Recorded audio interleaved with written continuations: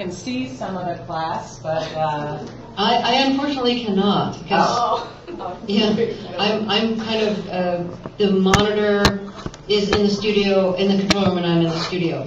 okay. So I hope the sound is good, because what we're doing is we're sacrificing visuals in the hopes that it sounds better. So if it sounds good, we've succeeded. If it sounds crappy, then we've, it's too bad. It's too bad that we don't have image and that. Do you know what I mean? So I hope it sounds good. The sound is great. Fantastic. So this is Alicia Shepard, and I'm going to thank you very much for making this time for us. And I thought I'd start right away. Would you define what a good interview is, and maybe an example? I think that's hard to do, because there's so many different kinds of good interviews. There's a good interview that's the explanatory journalism kind of good interview. And that kind of good interview is based on taking very complicated information and translating it into an interview format. So in that kind of explanatory interview, like say you're talking about offshore banking and how it led to the Cyprus banking crisis. You're talking about complicated information, so you want your questions ordered in a way so that, like, question after question, bit by bit, you're slowly building the story in comprehensible modules, so it adds up to a larger explanation of what went wrong, how did we get into that crisis. Then there's the personal interview, what you're really getting at. You're asking the person to reflect out loud for the benefit of others about things that are pretty personal in their life. That's a totally different kind of interview. And it requires a totally different kind of preparation and a different kind of question. And then there's like the Jon Stewart Daily Show interview, where you're both getting information and doing really funny things at the same time, which is a balancing act that I think is incredibly difficult to achieve. What's an example of a Jon Stewart interview? One that I particularly liked? Yes, sure.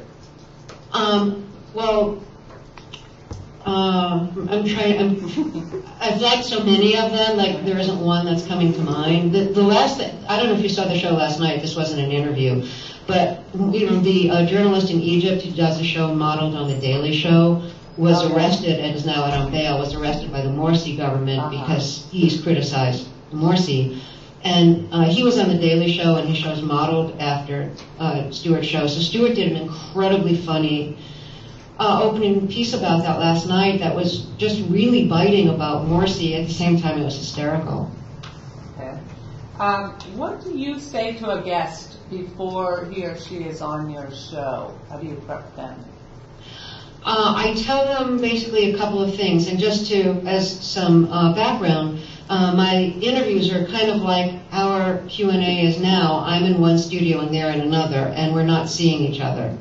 So we don't have any of that kind of physical intimacy that you can have when you're sitting across the table from someone. So what I tell them in advance is that we're recording, we're not live, and they should feel free to take advantage of that. If at any point they feel like they figured out a clear, better, more concise way of putting something, and they want a second crack at it, or if they just figured out what it is that they really wanted to say, they're welcome to back up to an earlier part of the answer and say it again. But if they do that, they should start at the beginning of the sentence so we can make a clean edit. And I'll stop right there and say that might sound to you like really bad journalism, like I'm giving somebody a chance to retract a statement that they've made. But I don't tell this to politicians. I tell this to people who are doing, explanatory kind of interviews. Is this okay? I'm getting a lot of feedback. I don't know how it's sounding in your end. Yeah, it is an echoing a little bit. I don't know why suddenly that's happening. Just if I turn my headphones, that's not helping. Something's going wrong, and if it's sounding on your end like it's sounding on my end, you probably can't understand what I'm saying. No, we can understand clearly what you're saying.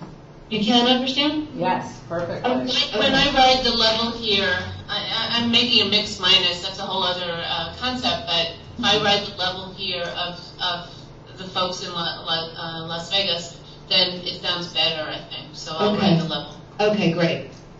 Okay, So getting back to what I was saying, you were saying it you makes thought me it feel might like bad journalism because I'm giving somebody the chance to track their answer. But the way I see it on radio, particularly in a long-form interview like on Fresh Air, all the listener has is the guest's answers. I'm not taking a little soundbite and incorporating that into a larger print piece. Or even, I'm not taking a soundbite and incorporating it into a larger report where I'm writing in and out of the soundbite. So if somebody hasn't said something clearly and concisely, it's of no use to me. So that's why I want to give them all the tools they need to give an answer that's usable, that's clear, concise, and that says what they mean. I'll also tell them before the interview that if I ask them anything too personal, they should let me know, and I'll move on to something else, because I want them to know that I respect their right to draw the line between what's public and what's private. But I can't presume to know where that line is, so I'd like them to guide me. And that way, I have the liberty to ask anything, knowing that if I'm going too far, they'll tell me to stop. Again, I wouldn't tell that to a politician because, there are times when a politician is behaving very hypocritically because they're voted one way and living their personal life another way, and I think journalists have a right to ask about that. Right. So I don't want to give a politician a chance to say, oh no, that's personal, you can't ask me why my girlfriend had an abortion, but I voted against it. You know what I mean? Yeah. But because I don't usually interview politicians, and I can explain that later if you'd like. And the third thing I tell a guest before the interview starts is if they hear me get a fact wrong, large or small, about their life, their work, to just interrupt me and correct me. And that way I can say it again and get it right. We can edit out the error and prevent it from going on the air. Because I hate it when you find out after the fact that something you said is wrong. And if the guest can correct me and we can, and therefore I can say it again and get it right, and we can prevent the error from being broadcast, that is a very good thing. Absolutely. You said that you don't see your guests. Is that true even if they're in Philadelphia? And if so, why is that? No, of course, if they're in Philadelphia, I'm in the studio with them. But they are rarely in Philadelphia because most of the people we interview start here. And if they're on a book tour, Philadelphia is likely to be the last stop, or, not the first stop. And it wouldn't be the last stop, but it wouldn't be the first stop either. And if they're a musician and they're on the road, Philadelphia is, again, not likely to be the first stop. And we like to be the first among the first people to interview somebody if they're touring. Okay. Yesterday I listened to your interview about the digestive system, and I wondered what attracted you to that book. I think the human body is incredibly interesting. I'm actually really fascinated by the human body and ease in which it does so many things right, and the horrible things that happen when something goes wrong. And so she's also her books, at least this book, I think very successfully combines humor and science and physiology. So I thought it was going to work on both of those levels. Both being like interesting science and entertaining. Entertaining, like where people put cell phones to go into prisons. Yes, and there's a word for it, and it's called pooping. See, I didn't know that. Right. Well, Carrie, I imagine I know you get tons of books. How do you decide? Well, we have a producer who's dedicated to producing the book interviews, and he gets dozens and dozens of books a week and goes through them and tries to ferret out. Some of them you could just tell by the title, like, this is not going to be a Fresh Air book. And others, look like, who knows, maybe they're going to be interesting. So he'll look through the books. And then on Thursday nights, he gives me, half a dozen books that are finalists, that he considers like finalists for actually being interviewees. Then I'll look through those books, and then we'll talk about it. We have this marathon meeting on Fridays with all the producers, talking about what makes the final cut to be on the show. And so after I've looked at the books that he's given me, then we talk them through and then decide, well, this book is pretty good, but we don't know if the author is interesting. We don't know if the author speaks well. So if we're unsure about that, and if YouTube doesn't help us out, if the person doesn't have any audio or video that we can find on the internet, then Sam, our producer, will call up the author and just kind of chat with them and see how they do. Are they an interesting speaker? Do they have a sense of humor? Are they quick on their feet? Are they good at explaining complicated things? And do they have a pleasant voice? Is it a voice you'll want to listen to, or is it a voice where you'll think, oh, I'm going to listen to something else? Huh. Do you read these books, or how do you prepare when you get these books? The night before, the afternoon and night before the interview, I spend preparing. And if it's a book author, I'm going to read the book, but usually put quotation marks around the word read, because it's not the same kind of reading I do when I'm on vacation and I'm reading very slowly and I'm kind of savoring the writing. This is the kind of reading where I go through every page of the book really quickly. And as I skim each page of the book, I circle everything that I want to remember, that I think might lead to a question, or that is something that I want in my memory bank. And then I'll dog-ear each page that I've circled something on. Then I'll type notes based on everything that I've dog-eared and circled. And those notes become my memory bank, because my own memory is not very reliable. And reflecting on those notes and reflecting on everything that I do remember of what I've read, I'll start to write my questions. Okay. I'm going to open this up now to the class. They've all got questions for you. And first off is Christina. Hi. I just want to know, what made you want to go into radio? Oh, what question? No, I didn't know I wanted to go into radio until I got into radio. Like when I was growing up, radio to me was music.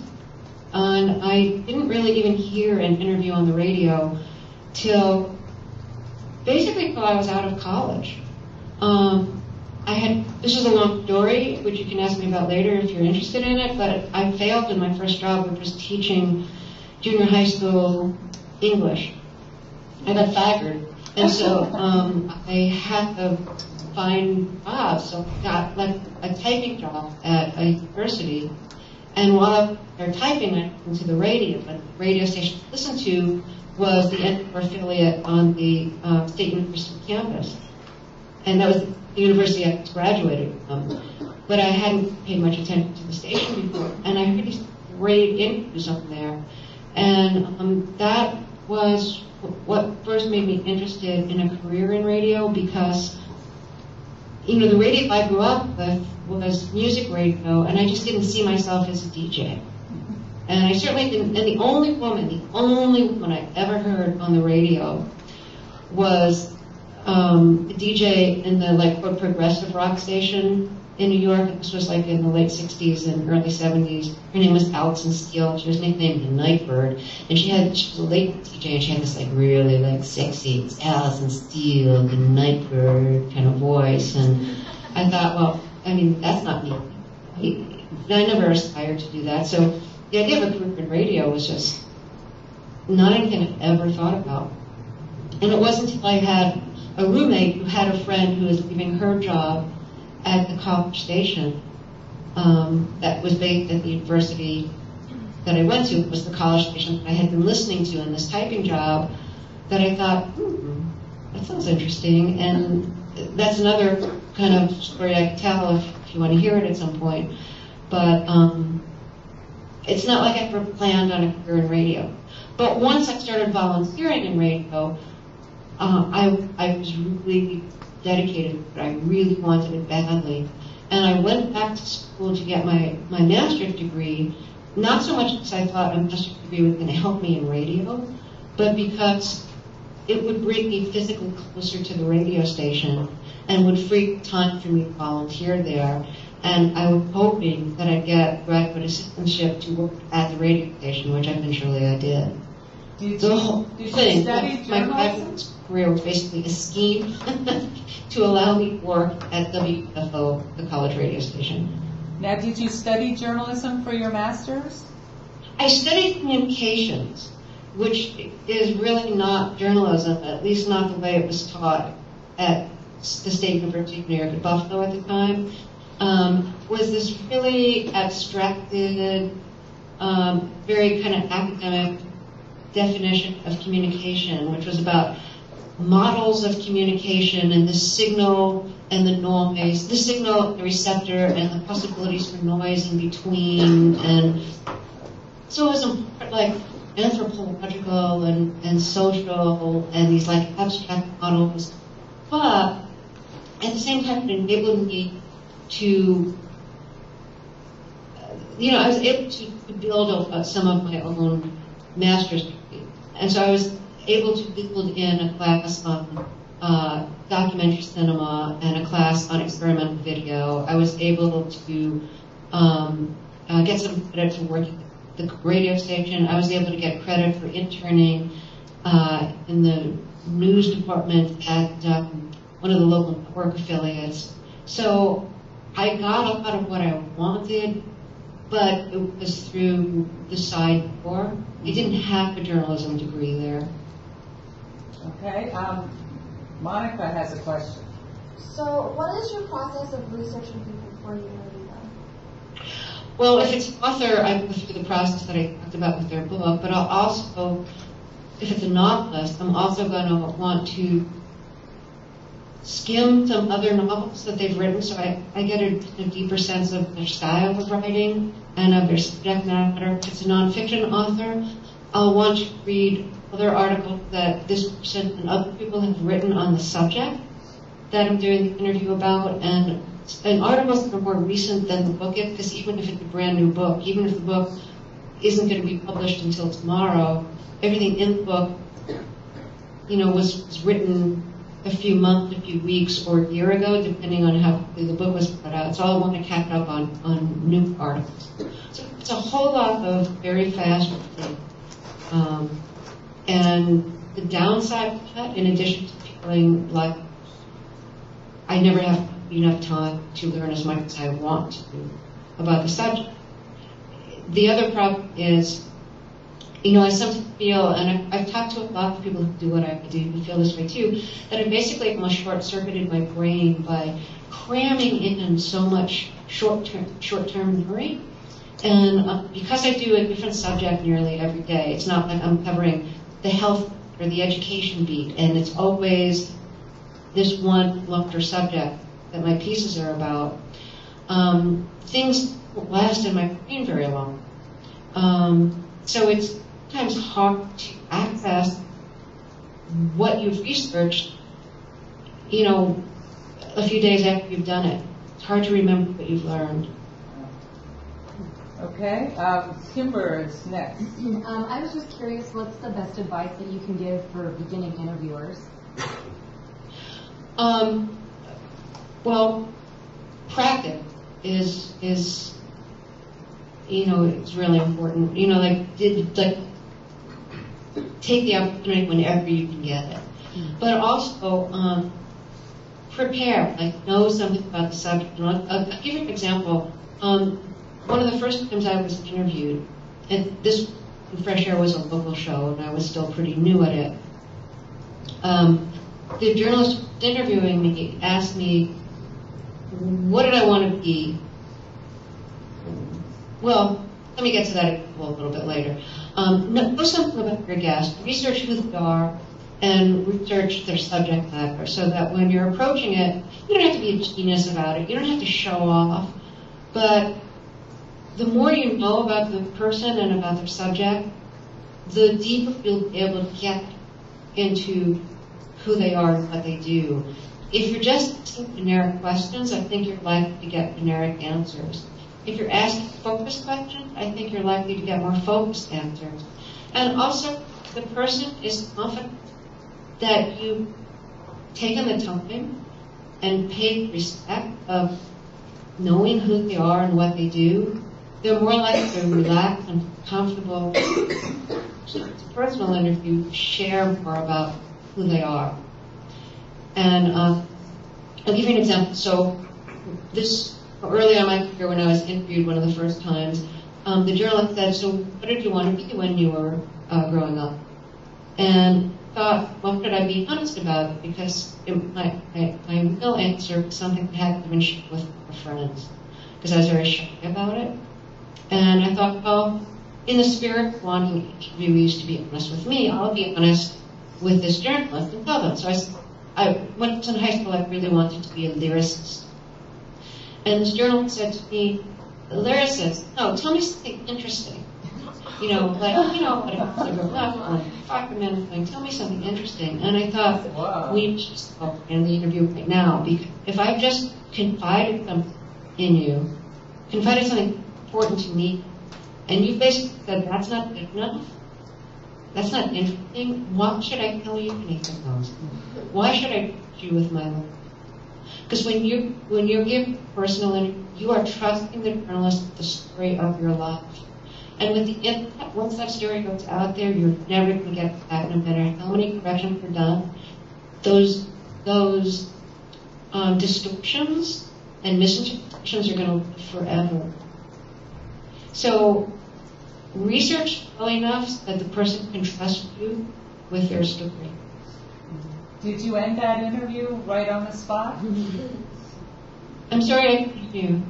I don't know, Joyce, we're getting a little bit of an echo if you're still on, but I asked you, did you stop that interview at that point? No, I've never stopped an interview, but I found up. And so what the journalist did was, said, you know what, let's go for a drink. And so I was taking out for a drink, and I thought, I can see what this is about. Let's loosen up with some alcohol. But I didn't loosen up because I thought, like, I just don't trust this person. I don't trust them with my story. Okay. Allison? Hi, you've done most of your career on the radio. I was just wondering why you haven't gone more into television. There's a few reasons for that. Start with clothing. To me, I love watching television, and I've enjoyed doing things on TV. I've been in UNLV-TV, I've hosted interviews on TV, and I've enjoyed all. At the same time, it has all these frustrations that radio doesn't have. Starting with shopping, I'm really short. I'm under 5'12". So to me, the thing I think of when television, oh no, I have to find something interesting to wear. And I basically wear like jeans, some schleppy jacket, and work every day. And usually being on TV requires something more ambitious. That finding something that fits me, that looks good, is like so time consuming and frustrating. So there's that. And then I'm not great at looking super like smiley, like, oh boy, I'm having a great time. You know, because when I'm doing an interview, I basically become like a giant ear. And my face really goes slack. Unless I'm laughing, unless the interview's really entertaining and I'm laughing and everything. I'm this giant ear, and there's probably going to be a director in my head piece saying, come on, like, smile a little bit, which I'll find would be annoying. And so there's that. And also, I really like radio, and it's a funny thing, now that television has become so fragmented because there's like so many different TV stations, and the audience for radio has really fallen off. For television. Over the years, what I've noticed is there have been a few NPR people who moved to television and have found that they actually had more visibility on radio than they did in television, that they had literally had more visibility because people could see them in television, but in terms of who was paying attention to what they were doing, they had more of an audience in radio. NPR has virtually no competition on the radio. I don't mean there weren't other radio stations, but nobody does what NPR does, whether it's often considered the morning edition long-form news, long-form interviews. There's very little competition for that, or maybe no competition for that. Most of NPR's competition is other radio stations. Like there's a lot of cities where there's 2 or 3 NPR stations, and they might be competing with each other. So I have felt very comfortable to speak on radio. And I'm not, there's nothing wrong with how I look, but you're not going to hype me from my looks. I was never going to make it in television because, wow, she's so attractive. There's a lot of judgment of everybody, but particularly how they look in television. I'm hoping that's becoming less true, and I'm hoping people like Rachel Maddow are basically saying, I don't even care about that. I think she did a fantastic show. And the same jackets every day. And I asked her about this when I interviewed her, and she said, I see my jackets as a uniform. I want anybody to think about how I look. So it's just like uniforms that nobody is thinking about what I'm wearing. And she said she wears the makeup that no one thinks about, that she's not wearing makeup. And so among the many things I've love her for is that it just wants you to listen to what she's saying. Yeah. And I think she's very attractive, but I don't think you look at Rachel Maddow and say, "Oh, we're hiring her because she's pretty. That's why she's on the air." You wouldn't think that. So I think things are changing, but I think they're only changing in a few places. In radio, you don't get to see the viewers don't get to see the person that's being interviewed. Do you think you lose something in their interview because you can't see their reactions? You mean, do I lose something as the interviewer? No, as the viewers. Do you think the viewers are missing something in the interview because they can't actually see the person and how they're reacting to the questions? They can only hear your voice. When you say viewers, you mean the audience? Yeah, the audience. Okay. Like, is interviews on radio are they as good as TV because you can't see the person being interviewed? You can't see the reactions. Okay, so maybe not. What I'd say is radio, I think the relationship that people have to radio is maybe a little different than the relationship people have with TV, in the sense that usually with TV you are actually watching it. Whereas with radio, you could be listening in your car, whereas you can't watch it because it would be too distracting. You could be listening while you're jogging or walking, which you are unlikely to do with television unless you're jogging on a treadmill. But even so, I would argue that it's better for your posture, better for your neck to not be looking at a screen. It's better for your neck to just be listening. You can be in the kitchen where maybe you don't have television, and you just have the radio and chopping vegetables and preparing dinner. You could be in your office where television, but I think most people don't have a TV in their office, though I guess they have a computer, but it's easier to be doing your work with audio on and with TV on, maybe not. So there are times when it would actually be dangerous to be watching television and you could still be listening to radio. Okay.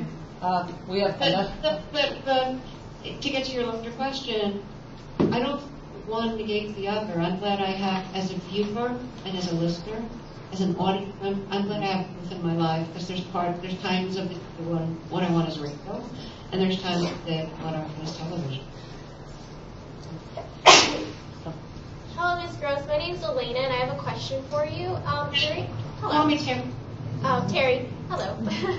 I have a question for you. During an interview, how do you handle maybe an uptight, harsh, and maybe unresponsive guest? Yes. So that's separate different categories. I thought those 3 adjectives would be good. Because they're nervous or because they're shy. If that's the case, I'll try to just ask them some really easy questions that I think will be easy for them to answer. I will hope that it will help them relax and think like, this isn't hard, I can do this, relax. If someone's being responsive, they don't like my questions and they're pissed off at me, I will work with the drama of that and try to even say things like, you sound like that question made you angry. Like I did Quentin Tarantino. Yeah. You know, I love films, though I'm not that a fan of the most recent one, Jacob Chain. But I'm a really big fan of his work, and first time I interviewed him, I just enjoyed it so much. And the second time I interviewed him after Django Unchained, he started getting really comfortable and really testy with me, because I was asking, this was just very shortly after the Newtown shootings, and there's so much violence in Django Unchained, so I wanted to know the violence in the movie, just the release time of the movie, because of all the violence in it, make him a little uncomfortable because it's so directly in the wake of the Newtown shootings, and he was getting really angry with those questions. So what I said to him was, sounds like my questions are really making you angry. And he said, yes, they are, and here's why. So I wanted to work with it. I wanted to acknowledge the anger and work with it and make that part of what was going to make the interview interesting. Now, can I ask you about Sandra Day O'Connor? She gave you a hard time, I thought. She did. And how'd you deal with that? I tried to deal with it with some acknowledgement, and I tried to be lighthearted about it, because she was giving me a hard time. She wasn't saying, I don't like the question. You have the right to ask those questions, and if you ask me one further, I'm walking out. She would basically trying to be very, very discreet, and withholding, I think, out of a sense of discretion. Perhaps maybe more discretion than she needs to have. So I tried to have a sense of humor about it. I don't mean I was breaking people with my joke, but I'm trying to think of an example.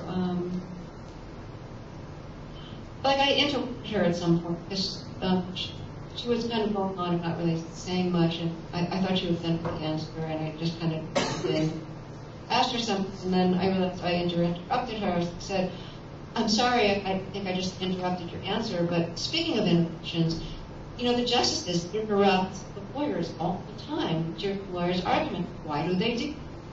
So I tried to use what could have been point of tension in the interview and conflict and turn it into a question. A respectful. Okay. I tried to be respectful, the time. I'm not saying effort to be respectful, but I wanted to make sure that I was respectful and didn't sound otherwise. Okay, John has a question for you. You actually kind of already answered my previous question, but as a follow-up to the Quentin Tarantino interview, when you make the decision to ask a critical question like that in relation to the events at Sandy Hook and the violence in his movies? I had trouble hearing you. Can you say that one more time? Sure. When do you make the decision to ask a critical question like that? Well, it seemed to me a question I had to ask, because I was very struck by the amount of sadism in the movie and violence. And there's a lot of violence in Tarantino's movies, and I think he usually handles it very impressively, where it's either like ultra dramatic and like upsetting, or it's really kind of so over the top. It's almost funny. But this, I just thought, I just didn't think it was as committed and as good as his violence usually is, and it felt so uncomfortable thinking about that after like 20 children were shot. And I'm not saying that the movie was responsible for it, but I was just saying to him, there are times when I don't really want to see violence on screen, and I see so many violent films, honestly, like, I'm, as a robot, not squeamish about that, but after Newtown, I personally felt like, do I feel like seeing a movie where people are going to be shot up, and I didn't particularly. I'd already seen this movie, but I knew I had to ask about it because I knew a lot of people would be feeling this way. My job was to find a way of asking them so that I could sound, just like Pruitt or schemic about violence in movies, or that I was accusing him of being responsible for, violence in our society. But just acting honestly, like, do you ever feel like this is not the time for violence on screen? Like, you'd want some kind of rating paper or something. Because the debut was canceled at like the Hollywood Review or something was canceled because of the Newtown shootings. I just didn't see why he'd have to get so upset. It seemed like a natural question. I didn't think he needed to be so defensive about it. All right. Tommy has a question for you. Hi, Terry. Kind of along the same lines, we listened to your interview with Bill O'Reilly recently, and I was wondering if you had any regrets about that interview, and if so, what would you do differently if you had another chance? Well, if I had another chance, I would have watched his show more. I mean, what happened was, because he started attacking me on his show every night for a week after that interview, I became his most loyal viewer. And he was talking on the radio, so I started listening to his radio show. And I started to watch his show all the time because I just found what he did so amazing in its distortions, honestly. So I was much more of an expert on his show, after I recorded that interview than I was before. I'll still stand by all of my questions. I always wish that I could have, raised my questions more elegantly, but I will stand by every challenging question I asked him. I think he was wrong in accusing me of using the entire 50 minutes to defame him. Since we just heard the interview, you probably remember I asked him about his father. I think I asked him about religion. I asked him about what politicized him. I asked him questions about the show. And then I asked a few challenging questions, and really, like, if the person who prides himself on being the toughest interviewer in America can't handle a few challenging questions without walking out, then they're either a little thin-skinned or a little disingenuous. That's my... Right. And also, honestly, I think he prepared that whole performance at the end before he even walked in. Because we had booked hours of time, and right before the interview, he said he only had 40 minutes. And it was almost exactly 40 minutes when he did that whole "we should get into another business" speech. And I was along the same lines. I was going to ask you, how do you respond to critics like Bill O'Reilly that claim that NPR is kind of a left-leaning production? I think my response would be, listen to NPR. It's, I think it's really easy to say that if you don't listen. But I think if you do listen, and you hear the news shows, you hear very fair reporting, comprehensive reporting that isn't coming at it with an agenda. And then anything you hear an opinion piece, there's another opinion piece later in the day or later in that show, later in the week that's going to take another point of view. Or, I don't know if you hear All Things Considered on Fridays, when it's E.J. Dionne and, I'm blanking on his name, the columnist, David Brooks, one from a conservative, one from a liberal point of view, talking together about the week's events. So I think it's just unfair. Now, people used to accuse our show all the time of having too many gay guests, and they perceive that as part of like the liberal agenda and the sexual agenda. And there's even a few stations that opt our show because we have too many gay guests. My response to that is always, if you heard on several Jewish guests in 1 week, would you say there were Jews on the show? If you heard on several African Americans 1 week, would you say too many black people on the show? And if you had listeners calling you and said too many Jews, too many black people, how seriously would you take those listeners? Good point. My name is Michael Hunter, and I have a question for you. So after the Bill O'Reilly thing, there's a lot of comparisons to Al Franken, and it was said that you carried his water or were much easier on him. And in defense of that, you point out that it was a different interview and he was a comedian, sister on SNL. But considering his political satire he's always done, and his elections since then, do you feel that you should handle that any differently? Well, I think I could have only handled the interview based on who Al Franken was then and not on who he's become since. I had no prognosticating ability to know that he was going to run for office. He wasn't even on Air America yet. He'd written his second or third book of political satire.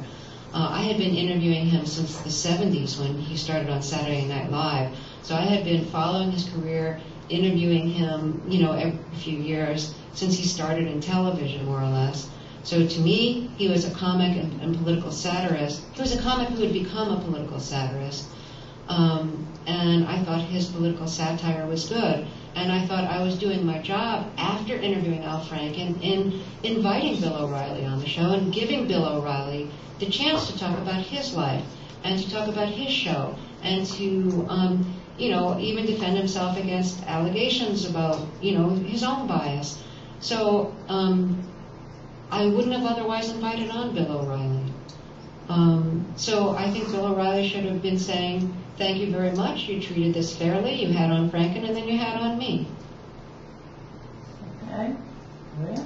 I was just wondering, you've interviewed many important figures over the years. Who is someone that you still would like to interview and why? I've kind of given up on that wish list kind of thing. When our show went national, it started as a local show and then went national, we had this wish list of guests, and we've had on, just about everybody on that list.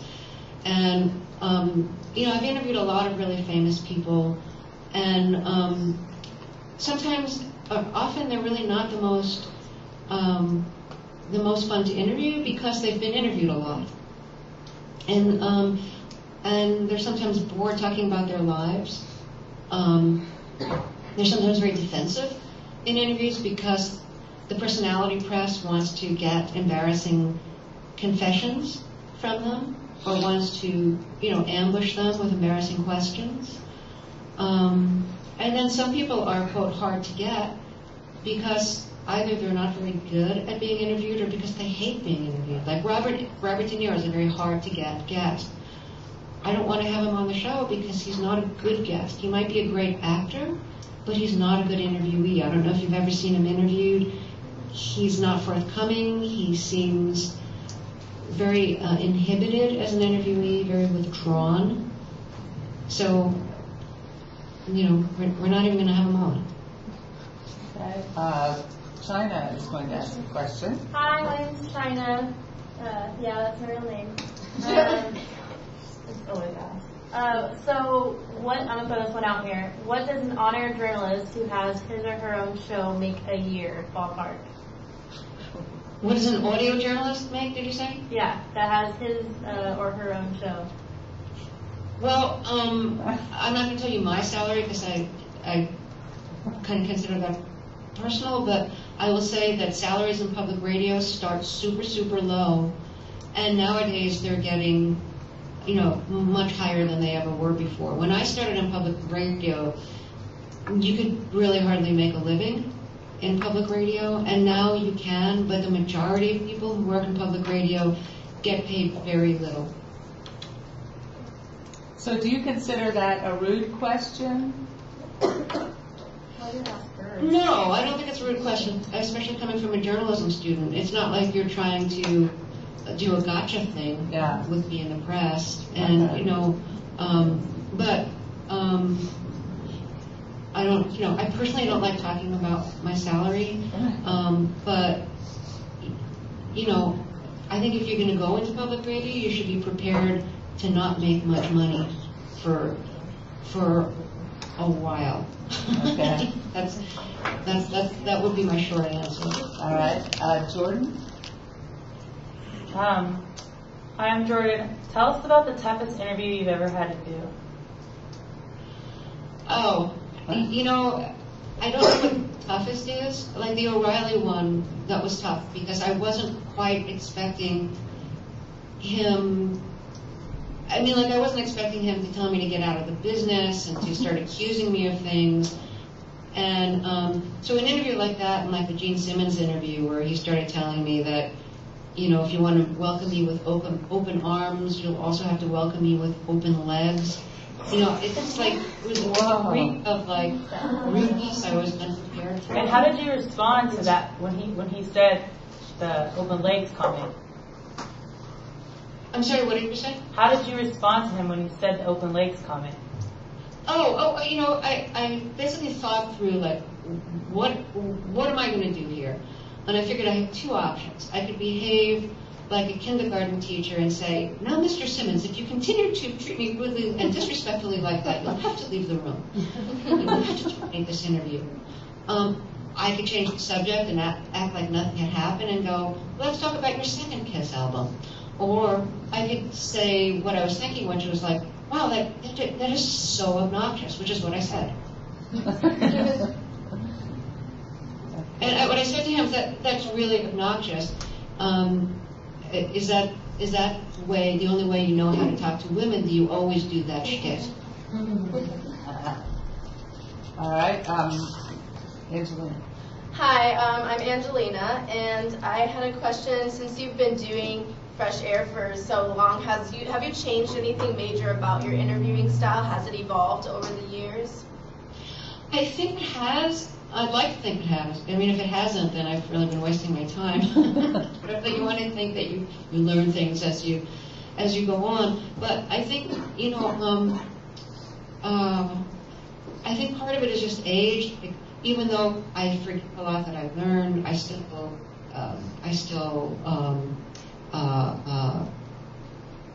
retain some of it. And so I've read many more books. I've seen many more movies. I've listened to much more music.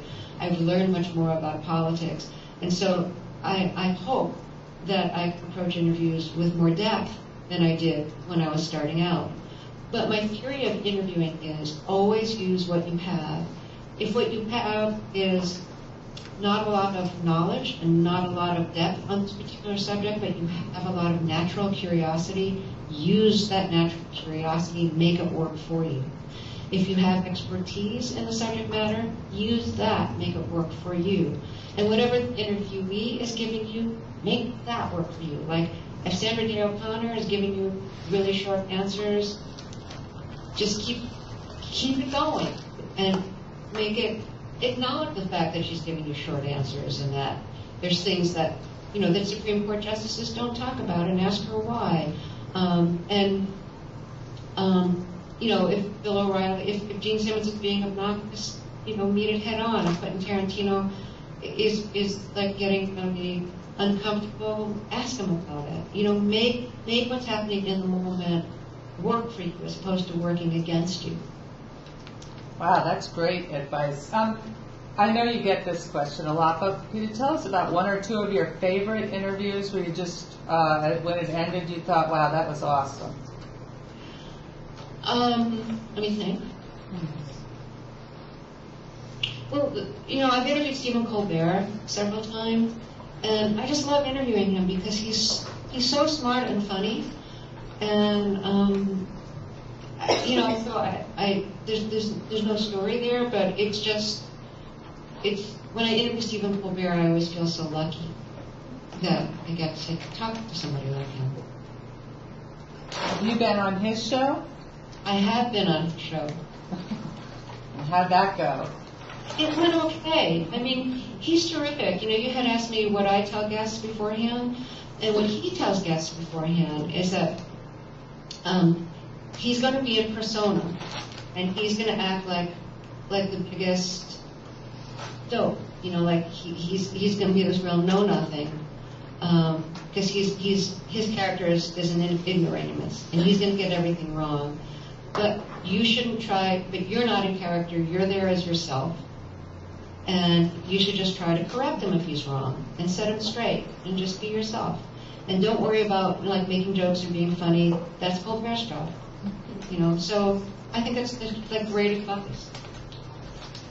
Elena has another question. Hi, Terry. I have another question. As an experienced interviewer, what do you still struggle with, and how do you cope with that today? What I still struggle with is excuse me for stuttering. I keep hearing an echo of my voice, and now it's gone. What I still struggle with is just all the information. Just the part I like least about my job is having to learn so much every night. A feeling literally like chained to my chair, to the computer every night until I go to sleep, just reading and writing and reading and writing and reading and taking notes. And my body wants to get up. My mind wants to just relax, and I can't. Because in order to get a good interview the next day, I have to keep learning things. So that's the really hard part and the least enjoyable part, even though I love learning. I mean, I really love learning. I don't love learning at that velocity. And I kind of unlearn things, day to day to day, day after day after day pace. But, all of us who are lucky enough to have jobs that we love are usually unlucky enough to have a little more of that job that we like. I think that I really love it. That's why I've been doing it this long. But there's always a downside to having work that you love. There's a price that you pay. That's life. Okay, Bianca. Well, I'm really fascinated by those hard interviews, like the Bill O'Reilly interview and everything. I was just wondering if you can explain to us like your emotions during the interview and how you stay composed. Well, stay composed because I think he doesn't any about fresh air, about Hold on, wait, Terry, you're going in and out. Could you start again? Is this like thing that he gets out of decriminalizing because he gets a lot of mileage out of criminalizing with casting. So it was opportunity to attack one of his favorite targets and then talk about it on his show. So when he was attacking me, I didn't take it personally. I don't think he intended it personally. I think it's just, it's what he does. It's part of his shtick. And I accepted it as such. Likewise with being Center. I mean, he doesn't know the band, he doesn't know the show. He's just attacking the generic target. This skip type of what public radio is. So, I he doesn't like me. What am I going to do?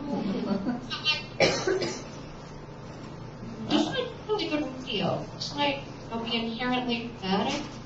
So that's what we can make work. Let's play with drama. So when Bill O'Reilly walked out, and I said, "Oh, that's my friend," and it answered me, "Oh." And he's got that. Well, I guess that's this interview. Bill O'Reilly out. Just hearing somebody's after you, giving you time, make it play drama. Some why they're doing it. But don't be scared of take it personally. Okay, we have one last question, and go ahead. Can you speak about another interviewer whose style inspires you or whom you admire? Other interviewers I admire? Okay, well, I'll give you a range. I really admire John Stewart. When he does tough interviews with politicians, he does a great job. His interviews with Huckabee, I think they're really good. When he interviews a conservative who he disagrees with, he'll ask them really challenging questions in a very respectful and sometimes humorous way, and he'll get to say really interesting things. I admire a lot of people on NPR as interviewers. I think Ira Glass and a lot of people who work on This American Life are terrific interviewers. And I've learned a lot by listening to them. I think Scott Simon is a terrific interviewer. I'm trying to think who else I picked to single out. Do you have a favorite? Rachel Maddow, do you think she's a good interviewer? I think she's a very good interviewer. I think, one of her specialties, I think the thing that she does that nobody does as well is take the news of the day take what a lot of bloggers are reporting and synthesize. You take a lot of little factoids that are out there on various, and synthesize it into a coherent analysis. An analysis may or may not be an analysis that's typically coming from a liberal point of view, but her liberal point of view was never a complete line. I think her point of view is her own original point of view. And a lot of people, it's like they're spokespeople for a party, or they're spokespeople for what the liberal is supposed to be saying, or the conservative pundit is supposed to be saying. And I trust you to do a synthesis that's original, that she believes. And I think it's very fascinating. You know, agree with her analysis. Okay, let's see, I guess we have one more if you don't mind, Ashton. No, go ahead. Hi, Terry. Do you ever go back and listen to your old interviews to evaluate yourself? That way you can perfect the craft of interviewing? Kind of like an athlete does for film, for a game? If you can ask one more time, hear it better. Sure. Do you ever go back and listen to your old interviews? That way you can perfect the craft of interviewing? Kind of like an athlete does for like an upcoming game? I try to listen to just enough of myself so I figure out what I'm doing wrong and try to fix it. But not so much that I'm becoming too self-conscious about it. I don't really enjoy hearing myself. Did a book of interviews in 2004, a book of fresh air interviews. And it required listening back to a lot of interviews because at that time I didn't have transcripts of a lot of them, and I had to listen back to decide whether it was worth the money to get transcribed, deciding, whether it's in the book or not. And it was so, I sort of hated having to listen to myself that much. And, I was burned from listening to myself, but in moderation.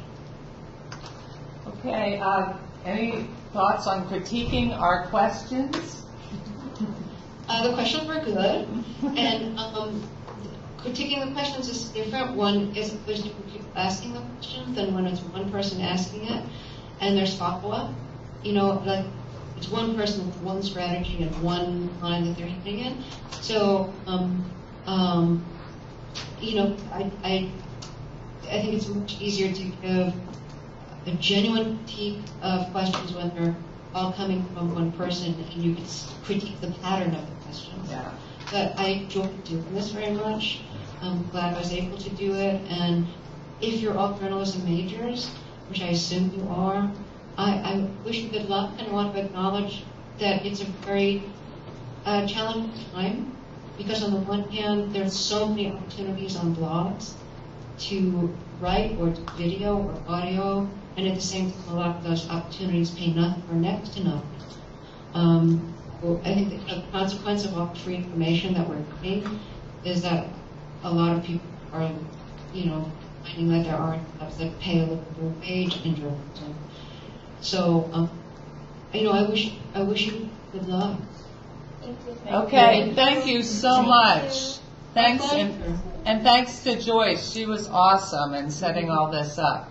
She was, and I'm grateful to her as well, and she's acknowledging her thank you back at you. Okay. All right, take care. Bye.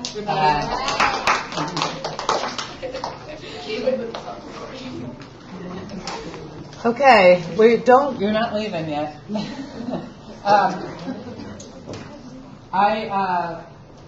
Well, what do you think? First of all, I thought your questions were good, other than Michael, who asked a very long question.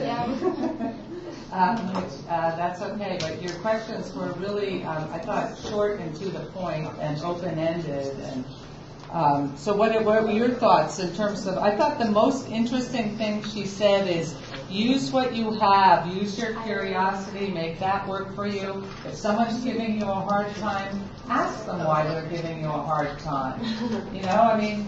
Make it, I like that, I'm going to remember that. Make this stuff work for you. If someone seems uncomfortable or shy, ask them about it. Or what could you do to make them more comfortable? So what did you guys get out of that? Work with the drama. The what? Work with the drama. Work with the drama, okay. Ask the shy people easy questions. Initially. Always use what you have. Mm-hmm. Why? Anyone else? What else? Tommy, what did you get out of that?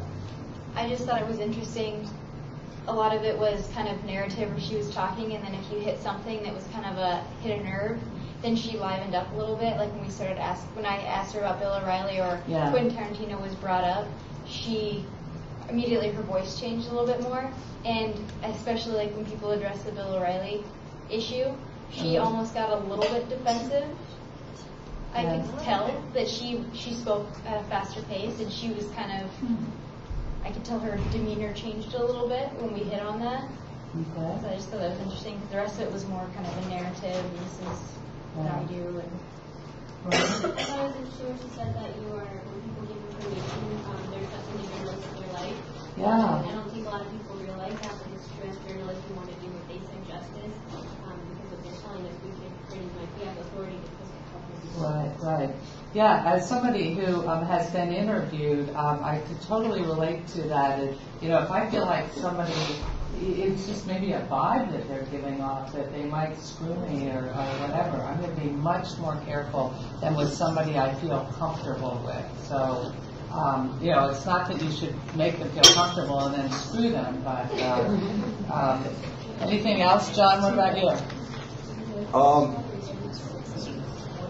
Just what she said, like generic questions get generic answers. I mean, it's very simplistic, but it's really true. No, Exact opposite of SWAT-ski or whatever. Yeah, right. So tough. Okay, I think she has a very engaging way. I mean, I hope you will continue to listen to her. I thought one of her best interviews was with Jay-Z. So she's really all over the place with who she interviews, and I really feel for her now to think about preparing. So on Thursday, Lieutenant Stiver's coming. So please, now you will have your questions. If anybody wants to sort of turn this into a story for a class, I would suggest that you do that. And I just wanted to talk about the transcribing. Will you guys, this class is over at 2:15, and we have a few more minutes, okay? I just wanted to talk about whether or not you've started transcribing. I'm trying to figure out. We're going to continue to tape this, but transcribing. So I've heard from some of you it's very time-consuming. You don't have to do a literal what you're looking for when you're transcribing are quotes that you're going to use, not a verbatim. I'm looking for your questions to see how you ask the questions. So, if you get halfway through it, and you can turn in about 4 or 5 pages and then include your questions, that's fine. You don't have to do the whole thing. I know I really wanted you to get a sense of what it's like to do so that you'll make that decision in the future whether or not you want to make that kind of investment. I know I heard from Angelina, and she said after 2 minutes she had filled 1 page. So I don't know whether you've done this, but and John mentioned you don't include the ums and the ahs, and one of the things I noticed that Terry Gross says a lot, which it's like listen to me, it's like. At this point in her career, you would think she would speak flawlessly. It kind of just passed over my head, though, just because she, said things fully. It wasn't it was just, here's what I'm saying. Right. And I think it just, I kind of overlooked it almost. Right, it's a natural speech pattern, and it's not one of those, I don't know what to say. She does have a pleasant voice, though. She does? She has a pleasant voice to listen to. Yeah. It's easy to listen to. It's not Very easy. And it's how she's on radio. It is so true that there will be times, particularly if you're going to do television or radio, where you won't do an interview because the person is so boring, or they have an annoying voice, and it becomes distracting. I think especially the radio, because you're listening to just the voice. Right. So, I mean, I doubt that was what she said. She's like, if somebody has a really annoying voice or they have a boring voice, we're not going to have them on because people are going to listen to it for a second and then go, I'm not going to pay attention. Yeah, and I listened to that Sandra Day O'Connor, and her answers were very short. It's just like, if you're going to show up to be on her show, you've got to show up. You can't just be like, okay, let's get this over with. I'll eat those beans. So it's uncomfortable in a way when you hear that the person isn't responding in that kind of format. Any other questions or thought about the ballet assignments, or everybody's just swimming along? And okay. All right. Well, I think Thursday should be awesome, assuming that there's no other, I mean, it was pretty amazing when you think about it, that he was coming on that Thursday and then that Wednesday night, one of the biggest shootouts at the Strip. So, yes? I actually saw him on the news this weekend because of the I-15 crash. I don't know if you've heard about it. What was the I-15? This is like an 18-year-old guy who was driving drunk and killed like a family of 5. Oh, he ran into Is the car that went airborne? I only saw it on the news briefly, and then I saw him on there, and I was like, hey, that's Ray Steiger. And this is like, do you know him? And I was like, no, not personally. Not yet. So I was like, oh, I was thinking in my head, he might not be here this week, depending on whatever happens. Do you have something to say? Or you, so I'm going to give you back your the Greta Van Susteren. In every interview that we do and talking, I just hope you're getting things that will form your personal style of interviewing. Everybody's will be different. With these Greta Van Susteren and any of these things, I'm looking for you guys to analyze these interviews. You know, like approach, bring what you've learned from it. You know, not just like bullet points. I really want you to sort of, you know, analyze. Okay. Also, some of you spelled her name wrong, and that is like automatically a bad grade. I mean, there's absolutely, don't spell people's names wrong, and do not think that because, you know, it's television that you don't have to spell people's names right. Why do you have to spell people's names right even for television? Hello? Why do you have to spell people's names right for television? Because obviously, you're going to have that name up there.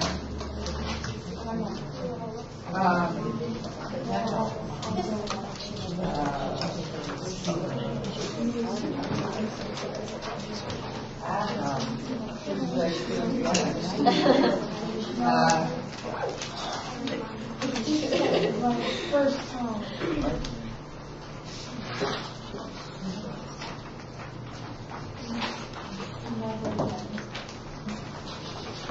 Okay, if you've got your paper and you have no other questions, yes, please pass in the questions.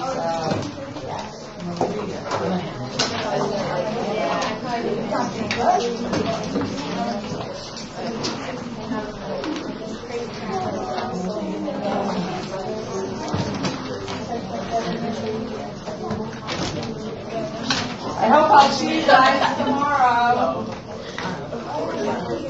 Why diversity matters, white zero.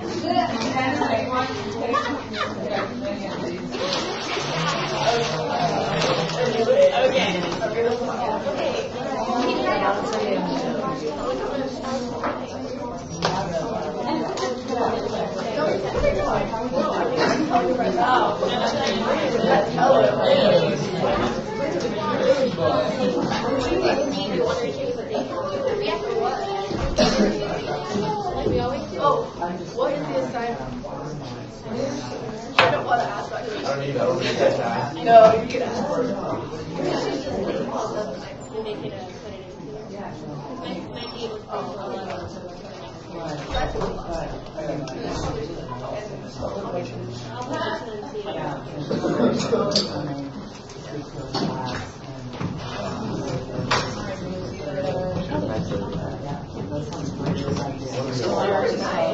I feel like if we support pages, 4 pages on 800. She's directing and indirecting. Word.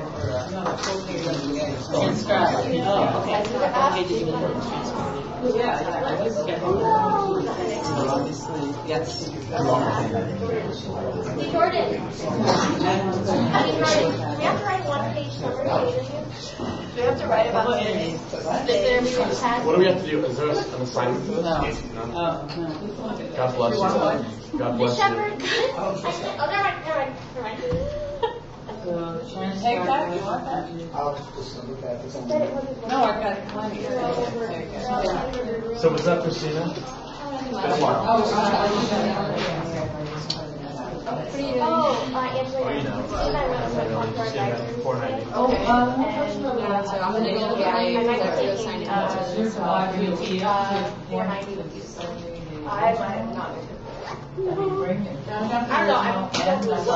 Not happening. Okay. No, it's not. But it's offered here. What's this stuff? I mean, it's $171 for our That is so expensive for a class. Like, I don't understand. Oh, you look like a student. Leave it alone. This is my schedule. Did you send it to your gross email today? Oh my gosh. They don't. You can't enroll or put it in your shopping cart, but they have classes to be my boyfriend. Hola, ¿cómo estás? No hablo inglés. And this is Ashton. How you doing, man? Nice to meet you. Hey, it's nice to meet you. How do you have your schedule already? Or how did They they show she the wrote classes it. they're offering, but you can't put it in your shopping cart or enroll yet. Yeah, you're way early. I know, she did email me, but I didn't get your email. Yeah, she emailed me. She was emailing me, right after you said she emailed me over spring break and said, thanks for your story. I thought, you must have said something to her. No, I only said something to her when I was having to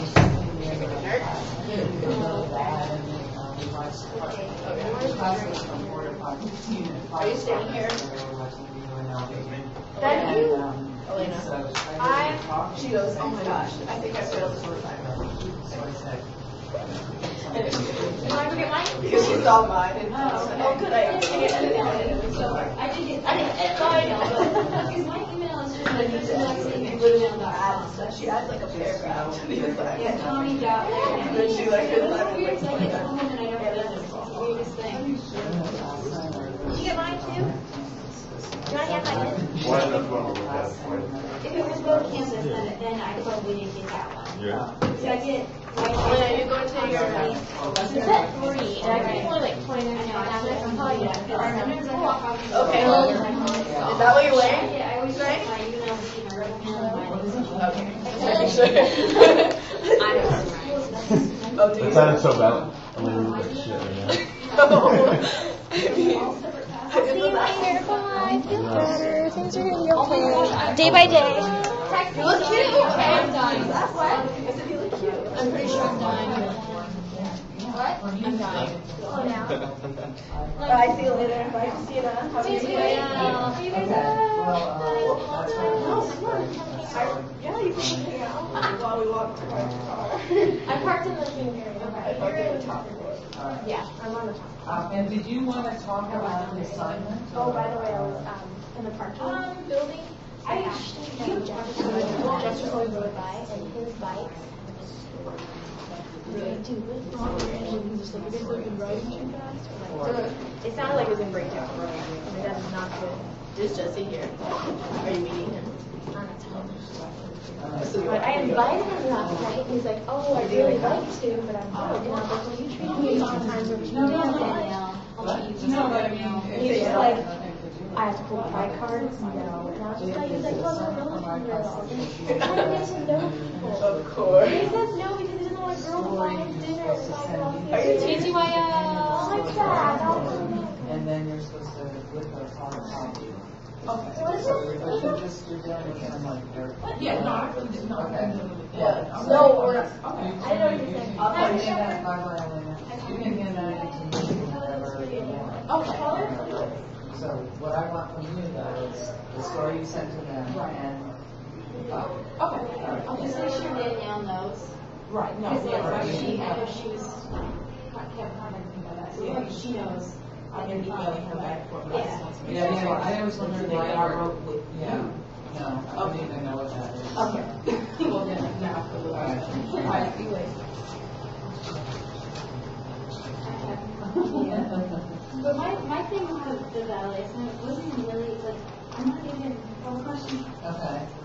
So there's this one on the thing. And so that's how I started. So. So I don't know.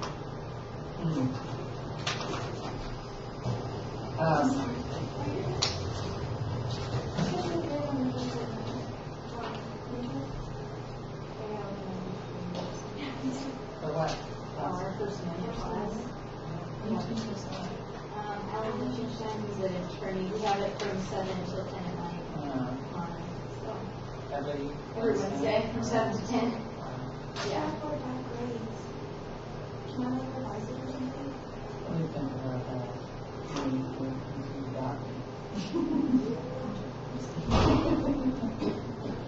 But there, here.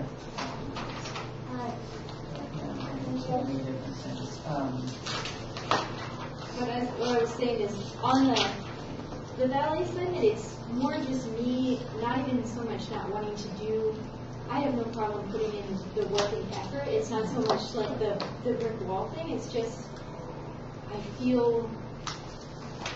I just feel like all of us are doing the same assignment. I feel like I can put my own. I always just want to do something different. Everybody else does one thing. I always want to do outside of the box. It's just my nature. Wilson, did you think of something? I don't know. I was kind of getting some because I know you kind of wanted it more emphasized with the casino industry or something. The strip. So if you had some other thing besides a ballet that was okay with you, that might be something I try to pursue, just so that I feel. I just want to give it my own take, because everybody that I've talked to kind of has the same. They're getting the same kind of answers and the same kind of. I just wanted to do something a little bit. What about that stripper that you profiled? Right. Is she still here? I could contact her, but I didn't know if you would be okay with me doing a follow-up story on. Because I mean, I've already. Because that's the first thing I thought was unique jobs in Vegas, and that was what I was like, oh, well, I already did a full story on her, so I didn't know if I could really expand upon that much more. Yeah, I wasn't sure whether there were, I don't know, but along that lines, I'm willing to, but I just can't start handing out individual assignments. Oh, right, I know. Yeah, I was just more or less just taking a shot in the dark, seeing, because I just wanted to do. I mean, I was curious when you mentioned Rochelle, because I think, wow, just so young. Because I was just thinking of, as I was thinking about doing the ballet assignment, I was just thinking, like, what makes somebody different? Because I know you kind of wanted somebody that's outside of the box, like a ballet is not the typical job for most college students. So I was thinking, and I was like, well, I already did a stripper, and I was thinking, for some reason I pulled up my Twitter and I saw Rochelle there, and I always thought that was interesting. That's why I just came up with that idea, because I was always thought, like, it's so crazy that you're here and you're. And I just thought that would be an interesting story. I understand that I can't have a special story in it, but I was just throwing it out there because to show you that I was thinking of other. Are you taking the advanced reporting class? Or with, not right now, currently, no. No, I was just going to say that's always a possibility to do that. So, well, if you can think of some way, to something else. Was there another career or anything? Because I know that you devised the ballet thing. Was there another field or anything that you? Well, I said as long as it's some sort of within the casino industry. I'm trying to think, because I feel like if I did, anything in like the cocktailing is too close. I feel like too close to what I did with a stripper. I feel like it might be too, because I would probably try to go to, my stripper story. I interviewed a judge, I interviewed a strip club manager, and I interviewed a judge, a former stripper. No, I forgot. And then I interviewed a women's studies professor, and then the stripper herself, who was the student. So I feel like if I did that, I would probably try to go to the same avenues. So in that particular case, it was more like she does this, and this is, do you think there's a way to do a profile of what it's like to do that job? And I can go back, I did read your story, as I was saying, but, I mean, I guess I don't remember whether or not you dealt with the fact that, what that's like to have a man. Right, and I did in the interview. When I interviewed her, I asked her, and then for my story, I kind of had to just focus, and my focus was out, because I had all those other interviews. Stripper, student by day, stripper by night. It's funny, but I did ask her a lot of those questions, because I had a really long interview with her, so I addressed those. I just didn't. Do you feel like you could, I mean, I'm not suggesting you redo it. I'm suggesting that you take that topic or, and try to, maybe do something. Well, you did get that one published. More magazine. So you mean go back to her again? And Well, I'm just trying to think. What I guess I'm thinking out loud. I'm sort of I'm brainstorming right now, and I'm wondering what you think, whether or not that's something, or you know, I was trying to think of. There's another student here who she's a student, and her sister. I just thought, wow, that could be interesting. Her sister's like a couple years older and a cocktail waitress, and you know, makes tons of money, and has, you know, at 25 bought her own house. And, there's a lot of what? A lot of stories like that. Yeah, I think those are, you know, those are good stories. I mean, they're good stories because they're just not what you would expect. I mean, you know, somebody's working their way through college and, you know, gets a job, and then, you know, 28 has enough money, you know, but I was thinking maybe that girl's sister, but I just cannot remember who it was. I'm trying to sort of focus on, and then even I think, isn't China's mom a cocktail waitress? I think she had mentioned that, yeah. I don't know. I mean, you know, I think profiling someone like that would be. Well, I'll brainstorm tonight, and I'll shoot an email of a few things I thought of. All right. And I'm just going to ask you on a side note. Is it bothering you that those girls are on Facebook and Instagram the entire class? China and Lexi? Yeah, but what? I don't know. I was just on a like off the record thing, because I know when those three sit next to me, I just feel like, especially when we're Who's the talking third one? Well, Jordan's on the phone, but same thing. They're all on Instagram, and when we're talking to Terry Gross, and that's an opportunity. Sometimes it just drives me crazy. I just feel like it's such a level of disrespect. I know, and I feel like, should I be walking back behind them, and you know, and also, you know, I can't say don't use your laptop. Because that's the sad thing, is because it's like they're all. I have one, and I'm not trying to rat on people, but I have Christina on my left, who's buying sunglasses, and then I have Jordan on Instagram, and then China simultaneously on Facebook and Instagram on her phone, and then they're sitting there and they prop up that laptop because apparently they think you're stupid, and they don't think that they can see them behind their laptop screen texting, like that invisible shield. And No, I mean, it's, you know, I kind of look at it as like it's there. I feel like it's not, you know, I feel like it's disrespectful if they're talking. Yeah. But, you know, I don't, you know, I mean, Lexi in China last semester, I just like kind of, I don't know, I was, you know, I made it clear what I thought about, you know, their behavior, and I was shocked that they signed up for another class and stuff, but I don't know. I mean, I guess it's worth talking to other professors and asking them what they do. It's just that, you know, people sleeping in the class, people talking in the class, I just feel like other than walking behind them, you know, what do you do? And that would, I guess if I had them in the class again, I'd make them sit there. Yeah, it's just for me, and it's because they're like my friends, but I don't, I find that, it may just be the way I grew up, I find that's disrespectful, but then I sit by them, or they sit next to me because we're friends, but then it's like sometimes I'm sitting there listening, and then I see them over there, and they're got all their pictures up, and then I'm kind of getting distracted, and then they're on there, and then it's like I want to remove myself so it's not distracting me, but then it's so painfully obvious that I'm not sitting right there when they're supposedly my friends, so it's just like, sometimes I just want to be like, put your screen down and just pay attention. You're getting an awesome opportunity to talk to somebody from NPR, and that's the only thing you can do is look at other people's pictures on Instagram. You know, I just, I don't know. It's like, what do you do? What can I do, right? I mean, the minute I challenge them, they'll be saying that they're taking notes, and I guess I could say, well, let me see those notes, and then I think, you know, this is in kindergarten. And, you know, you want to, it's up to you what you get out of a class. So. Anyway, thank you for bringing it up. I got to figure out how to. I was just wondering on a personal note if you noticed that too, if it was just I'm me. not dumb. Because I just think, I just want to say to them sometimes, like, do you think she's dumb that when you all of a sudden you get done eating your salad, and then all of a sudden in the middle of the interview your laptop screen goes up? Like, do you think she doesn't realize that you're back there with your phone behind the screen? I didn't realize the phone thing, but I just figured that they I just were. think if you're gonna do it, just at least Jordan has her phone out and she's doing it. At least she's not trying to hide behind her screen texting us. What did you say?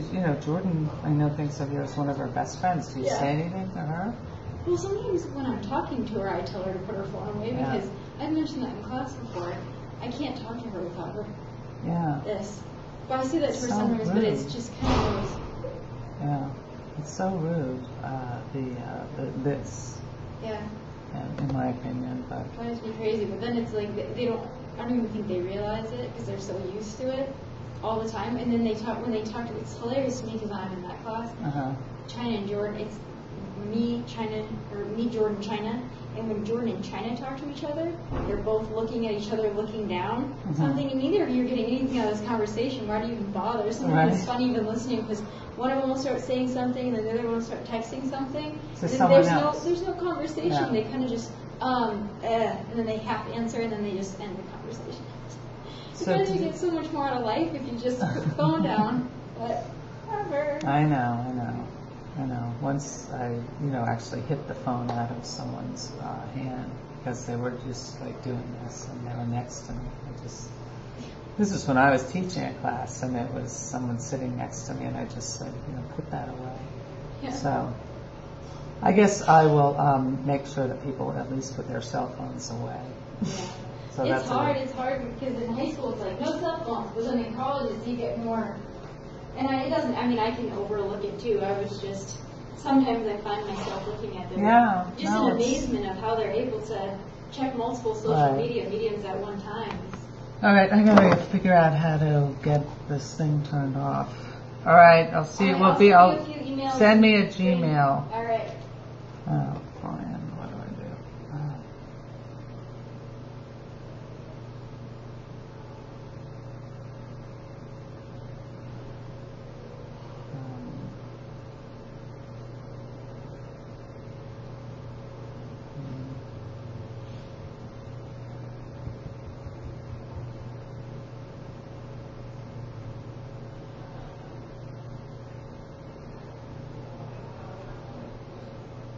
Hey, it's Lisa. I don't know how to turn this off. I don't know what's the password for journalism student?